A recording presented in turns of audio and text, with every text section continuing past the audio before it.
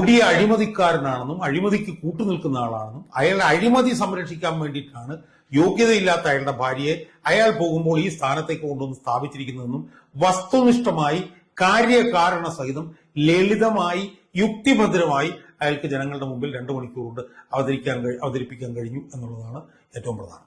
ഇനി ഇതിന്റെ ഇമ്പാക്ട് എന്താ? അതിഭീകരമാണ് ഇതിന്റെ ഇമ്പാക്ട്. അൺപ്രസിഡന്റഡ് ആണ് ഇതിന്റെ ഇമ്പാക്ട്. ഇതിന് ഭയങ്കരമായിട്ടുള്ള പോസിറ്റീവ് ഇമ്പാക്ട് ഉണ്ടാക്കിയിട്ടുണ്ട് എന്നുള്ളത് കൊണ്ടാണ് അയാൾ തെരഞ്ഞെടുപ്പിൽ മത്സരിക്കുന്നു പറഞ്ഞത് വിമതനായിട്ട്. അയാൾക്കറിയാം അവിടുന്ന് കിട്ടാൻ പോണ പിന്തുണ എന്താണെന്നുള്ളത്. അയാൾക്ക് വേണമെങ്കിൽ ഞാൻ ഈ വിഷയം പറഞ്ഞിട്ട് ഞാനങ്ങ് മാറി അല്ല.